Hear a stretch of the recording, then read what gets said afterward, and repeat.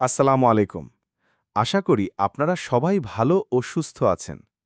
SSC ২০২৬ সালের পরীক্ষার্থীদের জন্য আজকে নিয়ে এসেছি একটি অত্যন্ত গুরুত্বপূর্ণ অনুচ্ছেদ, যেটির পরীক্ষায় আসার সম্ভাবনা অনেক বেশি। আপনাদের যদি বাংলা দ্বিতীয় পত্রের সাজেশন প্রয়োজন হয়, তাহলে অবশ্যই এই ভিডিওতে কমেন্ট করে জানাবেন। আপনাদের কমেন্টের ভিত্তিতে আমি সাজেশন নিয়ে আলাদা একটি ভিডিও তৈরি করব।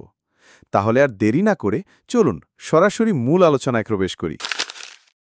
পরিবেশ দূষণ ৪ প্রকার, যথা বায়ু, পানি, মাটি দূষণ এবং শব্দ দূষণ। শিল্পায়নকে পরিবেশ দূষণের অন্যতম প্রধান কারণ হিসেবে ধরা হয়। শিল্প কারখানায় জীবাশ্ম জ্বালানি যেমন তেল, গ্যাস, কয়লা ইত্যাদি ব্যবহার করা হয়। জীবাশ্ম জ্বালানি ব্যবহারের জন্য পরিবেশ দূষিত হচ্ছে। কলকারখানা ও ইটভাটা হতে বিষাক্ত গ্যাস নির্গমনের ফলে পরিবেশ দূষিত হয়। তাছাড়া যেখানে সেখানে ময়লা আবর্জনা ফেলা, মলমূত্র ত্যাগ ও হাসপাতালের বর্জ্য ফেলা পরিবেশ দূষণের উৎস।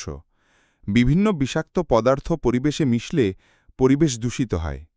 অপরিকল্পিত এবং যথেচ্ছ জীবনযাপন, প্রাকৃতিক সম্পদের অপব্যবহার, যানবাহন ও শিল্পাঞ্চল ইত্যাদির ফলে পরিবেশ দূষিত হচ্ছে। পরিবেশ দূষণের হাত থেকে বাঁচতে হলে আমাদের সচেতন হতে হবে, শৃঙ্খলাবদ্ধ জীবনযাপন করতে হবে। বনায়নের পরিমাণ বাড়াতে হবে। নির্বিচারে গাছ কাটা বন্ধ করতে হবে। একটি দেশের আয়তনের শতকরা ৩০% বনাঞ্চল থাকা প্রয়োজন।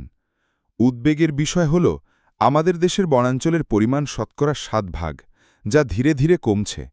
বস্তুত পরিবেশ দূষণের হাত থেকে বাংলাদেশকে মুক্ত করতে চাইলে জনসচেতনতা বৃদ্ধি এবং রাষ্ট্র আইনের যথাযথ ও কঠোর প্রয়োগ নিশ্চিত করা জরুরি।